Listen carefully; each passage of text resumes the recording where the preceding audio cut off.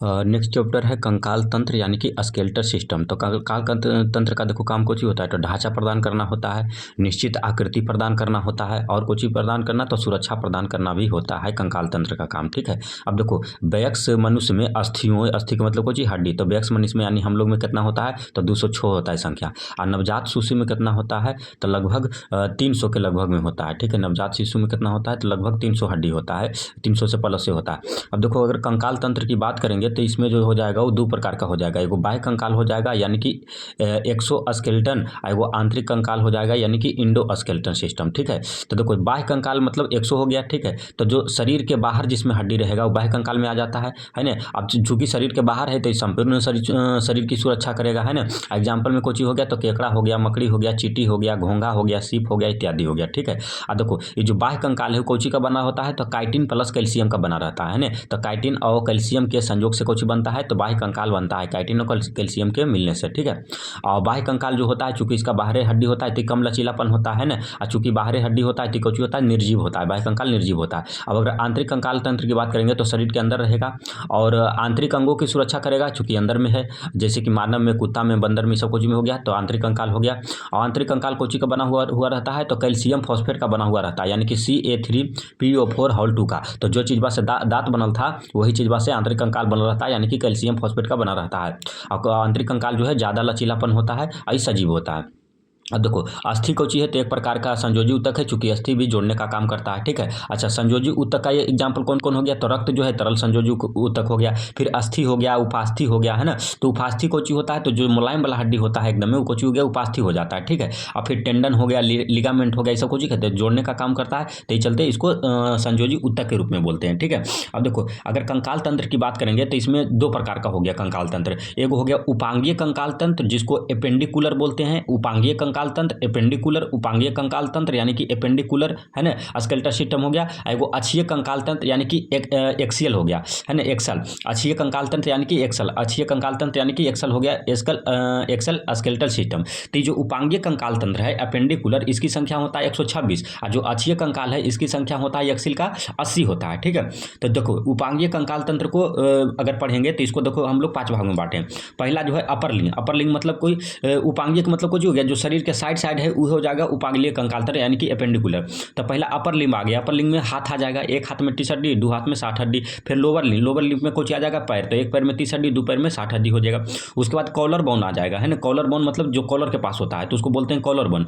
इसको हिंदी में कैल्विक बोलते हैं, कॉलर बोन को हिंदी में कैल्विक बोलते हैं। इसी को ब्यूटी बोन भी बोला जाता है ना। तो ब्यूटी बोन इसकी संख्या कैगो होता है, कॉलर बोन, कैल्विक या फिर ब्यूटी बोन बोल लो, तीनों एक ही चीज़ है। इसकी संख्या कैगो होता है तो 2 होता है। ठीक है, अब देखो अगर बात करेंगे उसके बाद स्कैपुला, स्कैपुला को हिंदी में अंश मेखला बोलते हैं, स्कैपुला को हिंदी में अंश मेखला बोलते हैं, स्कैपुला को हिंदी में क्या बोलते हैं तो अंश मेखला बोलते हैं। और हम लोग ठेठ हिंदी में इसको क्या बोलते हैं तो पखुरा बोलते हैं, ठेठ हिंदी में पखुरा बोलते हैं। आई भी कैगो होता है तो 2 होता है। ये वाला स्कैपुला हड्डियों की संख्या कितना होता है कंकाल का तो 2 होता है। ठीक है, फिर हो जाता है पैल्विक, तो पैल्विक को हिंदी में श्रेणी मेखला बोलते हैं, पैल्विक को हिंदी में श्रेणी मेखला बोलते हैं।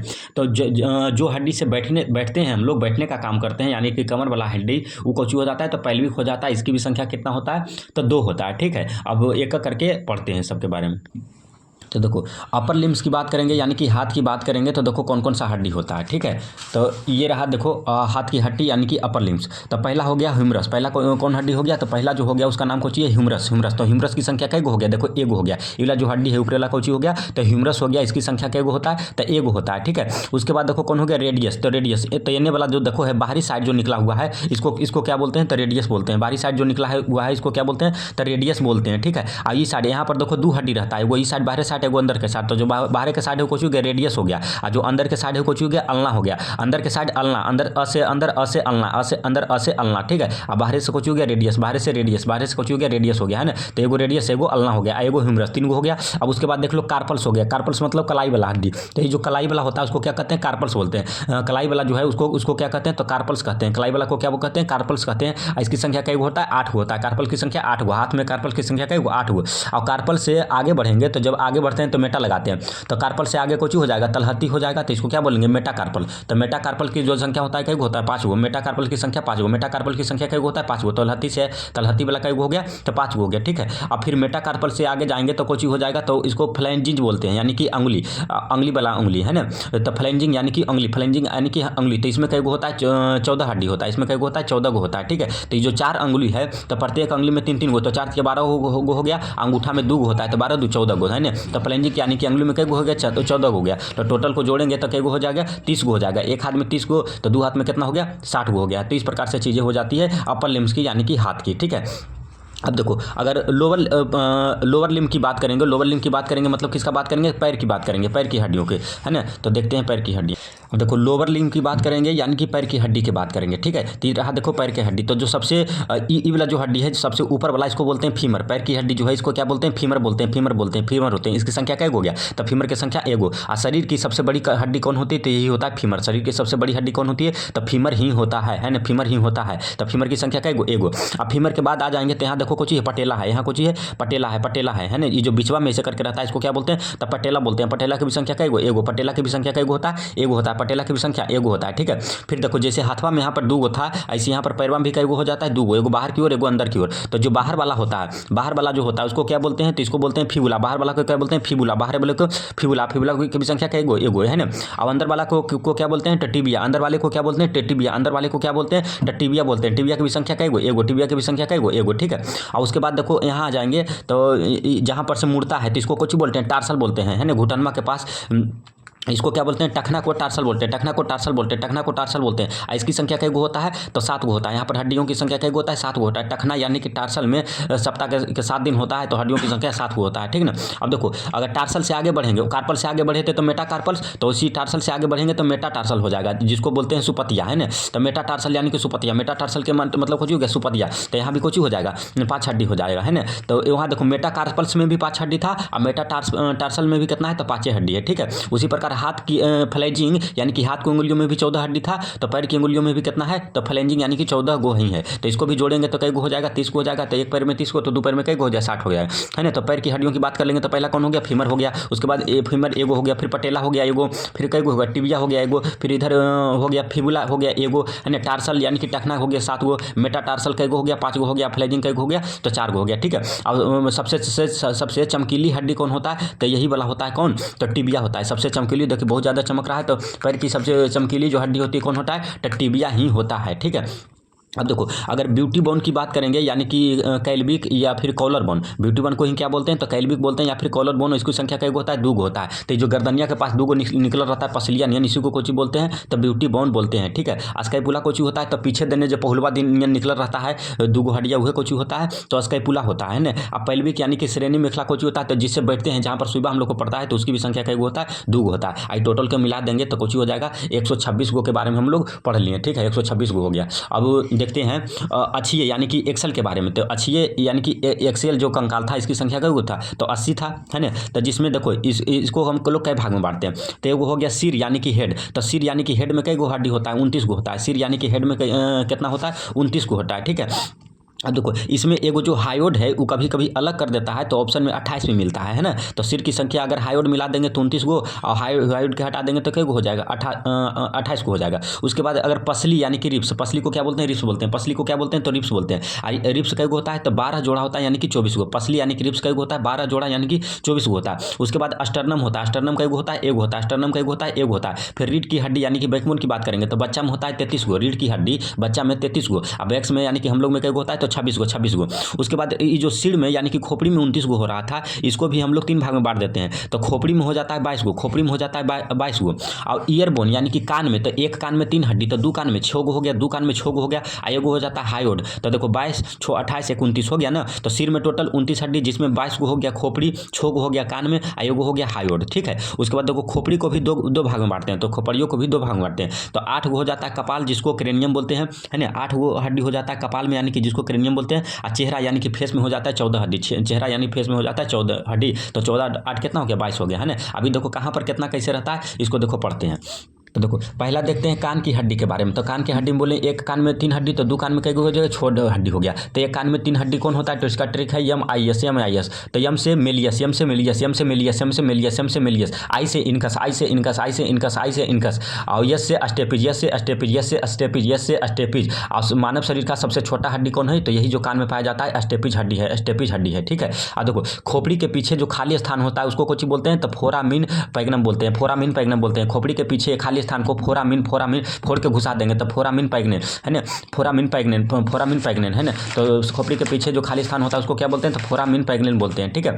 अब देखो जहाँ से वो रीढ़ की हड्डियाँ नहीं ढुकल रहता है पीछे, तो उसी को बोलते हैं फोरामिन पैग्नेन बोलते हैं, ठीक है। अब देखो पसली के बारे में पढ़ते हैं, यानी कि रिब्स के बारे में पढ़ते हैं। तो 12 जोड़ी होता है, यानी कि 24 गो होता है ना। और एगो उसमें अस्टर्नम होता है। तो देखो अस्टर्नम से ही बाकी जुड़ल रहता है। तो देखो कोची बोले थे कि एगो होता है अस्टर्नम है ना, एगो कोची होता है अस्टर्नम। तो देखो ई जो बिचवा में है ई कोची हो गया? अस्टर्नम हो गया। जो बिचवा में है ये क्या हो गया? अस्टर्नम हो गया। बिचवा में जो है क्या हो गया?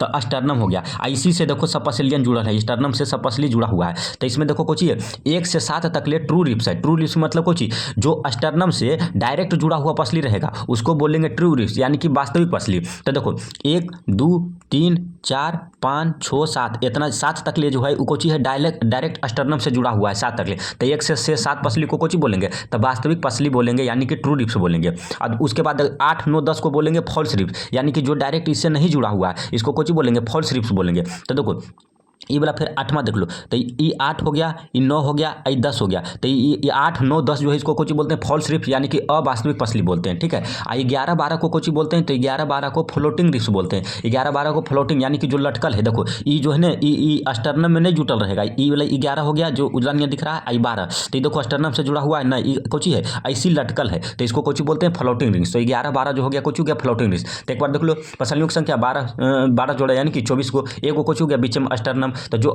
1 से 7 तक ले स्टर्नम से जुड़ा रहता है तो कोची हो गया? ट्रू रिब्स हो गया। 8 9 10 कोची हो गया? फॉल्स रिब हो गया। 11 12 कोची हो गया? तो फ्लोटिंग रिब्स हो गया, ठीक है। अब आगे देखते हैं। तो रीढ़ की हड्डी के बारे में देखते हैं, यानी कि बॉकमेन। तो बतेबे कि चाइल्ड में होता है 33 गो, बैक्स यानी कि हम लोग में कई होता है 26 गो। और सबसे निचला भाग कोची होता है? तो जे में हम लोग के पूछ लगल रहता था, पूछ खत्म हो गया लेकिन हड्डियाँ तो अभी भी है, तो उसको उसका नाम कोची है? तो कोकेस है, कोकेस है। तो शरीर का सबसे निचला भाग कोची है? तो कोकेस है, यानी कि पूछ की हड्डी। शरीर का सबसे निचला भाग कोची है? कोकेस है, यानी कि पूछ की हड्डी है, ठीक है। अब देखो मानव शरीर की बात करेंगे तो सबसे बड़ी हड्डी कौन? तो जांघ वाला जो था फीमर हड्डी। और सबसे छोटी हड्डी कौन? तो स्टेपिज जो कि कान में था। और सबसे मजबूत हड्डी कौन है? तो जबड़ा की हड्डी। मानव शरीर में सबसे मजबूत हड्डी जबड़ा की हड्डी। और सबसे सुंदर एवं कमजोर हड्डी कौन है? तो सबसे सुंदर भी होता है कॉलरे बोन, जिसको केल्विक बोलते थे। और सबसे कमजोर भी ये होता है कॉलर बोन, यानी कि केल्विक। और सबसे चमकीली हड्डी कौन होता है? तो टिबिया होता है, जो कि पैर में पाया गया था। तो सबसे चमकीली हड्डी कौन होता है? टिबिया होता है, जो कि पैर में पाया जाता है। अच्छा ये तो हड्डी देख लिए, लेकिन अगर मांसपेशी की बात करेंगे तो शरीर में मानव शरीर में मांसपेशियों की लगभग संख्या कितना होता है? तो 639 मांसपेशी 639। और सबसे बड़ी मांसपेशी कौन हो गया? तो ग्लूटिस मैक्सिनस, ग्लूटिस मैक्सिनस, ग्लूटिस मैक्सिनस, ग्लूटिस मैक्सिनस, ये हो गया सबकी शरीर की सबसे बड़ी मांसपेशी। ये भी कहाँ पाया जाता है? तो जांघ में ही पाया जाता है। और शरीर की सबसे छोटी मांसपेशी कौन होता है? तो अस्टेपिडियस, अस्टेपिडियस, अस्टेपिडियस, ये भी कान में पाया जाता है। तो शरीर की सबसे छोटी मांसपेशी अस्टेपिडियस कान में पाया जाता है। अब देखो अस्थि में पाया जाने वाला प्रोटीन कौन होता है? तो ओसिन। अस्थि मतलब हड्डी, तो अस्थि यानी कि हड्डी में पाया जाने वाला प्रोटीन कौन होता है? तो ओसिन, ओसिन, ओसिन। अच्छा मांसपेशी में पाए जाने वाला प्रोटीन कौन होता है? तो मायोसिन। मांसपेशी में पाए जाने वाला म से मांसपेशी है, म से मायोसिन, मायोसिन, मायोसिन। तो मांसपेशी में पाए जाने वाला प्रोटीन कौन होता है? तो मायोसिन होता है, ठीक है। अब देखो उपास्थि में पाए जाने वाला प्रोटीन कौन है? तो केंड्रिन। उपास्थि में पाए जाने, उपास्थि मतलब कुछ जो मुलायम हड्डियाँ होता है ना, तो जो कनमा उनमा रहता है जिसमें छेदवाते हैं कनमा, तो कौची में? उपास्थि में छेदवाते हैं। तो उपास्थि में पाए जाने वाला प्रोटीन कौन होता है? तो केंड्रिन, केंड्रिन, केंड्रिन। अब देखो अस्थि अवस्थि, यानी कि हड्डी और हड्डी को जो जोड़ता है उसको क्या बोलते हैं? तो लिगामेंट। हिंदी में स्नायु, हिंदी में स्नायु। तो अस्थि को जो जोड़ता है उसको क्या बोलते हैं? लिगामेंट, यानी कि स्नायु बोलते हैं। और अस्थि और उपास्थि को जो जोड़ता है, यानी कि जो हड्डिया को मुलायम हड्डिया को जो जोड़ता है, अस्थि या उपास्थि को क्या बोलते हैं? तो टेंडन, यानी कि कंडरा, हिंदी में कंडरा। तो अस्थि उपास्थि को जो जोड़ता है उसको क्या बोलते हैं? टेंडन, टेंडन, हिंदी में कंडरा, कंडरा। अच्छा अस्थि का निर्माण किससे होता है? तो अस्थि यानी कि हड्डिया का निर्माण जो होता है वो कैल्शियम फॉस्फेट, यानी कि Ca3PO4 यानी कि calcium phosphate plus CaCO3, calcium oxide है ना, CaCO3 इससे होता है अस्थि का निर्माण। अगर उपास्थि की बात करेंगे तो ये जो है वो खाली कैल्शियम फॉस्फेट यानी कि Ca3PO4 2 से होता है, ठीक है। आगे देखते हैं। देखो, अब अगर बात करेंगे अस्थि का अध्ययन कौची कहलाता है, तो ओस्टियोलॉजी। अस्थि का अध्ययन ओस्टियोलॉजी, अस्थि का अध्ययन ओस्टियोलॉजी कहलाता है। और हड्डी रोग विशेषज्ञ को क्या कहते हैं, तो ऑस्टियोलॉजिस्ट कहते हैं। हड्डी रोग विशेषज्ञ को ऑस्टियोलॉजिस्ट कहते हैं। हड्डी में जो छिद्र होता है उसको क्या कहते हैं, तो ऑस्टियोप्रोसिस। हड्डी में छिद्र को ऑस्टियोप्रोसिस, हड्डी में छिद्र को ऑस्टियोप्रोसिस कहते हैं। हड्डी का कमजोर होना कौची कहलाता है, तो ऑस्टियोपोनिया, ऑस्टियोपोनिया, ऑस्टियोपोनिया, ऑस्टियोपोनिया। हड्डी कमजोर हो गया तो ऑस्टियोपोनिया। हड्डी में दर्द है तो ऑस्टियोआर्थ्रिटिस, ऑस्टियोआर्थ्रिटिस, ऑस्टियोआर्थ्रिटिस हड्डी में दर्द के, है ना। अब देखो, हड्डी का निर्माण जिस कोशिका से होता है उसको क्या कहते हैं, तो उसको ऑस्टियोब्लास्ट बोलते हैं। जिस कोशिका से हड्डी का निर्माण होता है उसको ऑस्टियोब्लास्ट, ऑस्टियोब्लास्ट, ऑस्टियोब्लास्ट बोलते हैं, ठीक है। और हड्डी का निर्माण जिस ऊतक से होता है उसको ऑस्टियोक्लास्ट बोलते हैं, ऑस्टियोक्लास्ट, ऑस्टियोक्लास्ट। कोशिका तो ऑस्टियोब्लास्ट और ऊतक तो ऑस्टियोक्लास्ट हो गया, ठीक है। अब देखो, हड्डी में रोग होता है विटामिन डी की कमी से, दुग होता है, एगो रिकेटस, एगो ऑस्टियोमलेशिया, ऑस्टियोमलेशिया। तो जो रिकेटस होता है उसको सूखा रोग भी बोलते हैं, बच्चा में होता है। ऑस्टियोमलेशिया जो है वैक्स में होता है, ठीक है। अब देखो, हड्डी के जोड़ों में रोग होता है जिसको गठिया रोग कहते हैं। आई किसके कारण होता है, तो यूरिक अम्ल के कारण, यूरिक अम्ल के कारण होता है, ठीक है। अब देखो, घुटना में जो है वो साइनोबियल द्रव पाया जाता है, साइनोबियल द्रव पाया जाता है, साइनोबियल द्रव पाया जाता है ना। ये जो साइनोबियल द्रव जो है जब कम जाता है तो जो है गठिया रोग होने लगता है, ठीक है। यही बुढ़ापा में होता है। अब देखो, ज्वाइंट्स यानी कि संधि जिसको जोड़ कहते हैं, ज्वाइंट्स यानी कि संधि जिसको जोड़ कहते हैं, इसके बारे में पढ़ेंगे। तो एगो होता है इमोबियल, है ना, इमोबेल, है ना, इमोबेल। ई कुछ होता है अचल यानी कि रेशेदार। अचल के मतलब कुछ कि जो चल नहीं सके, यानी एक जगह जो स्थिर रहेगा, है ना।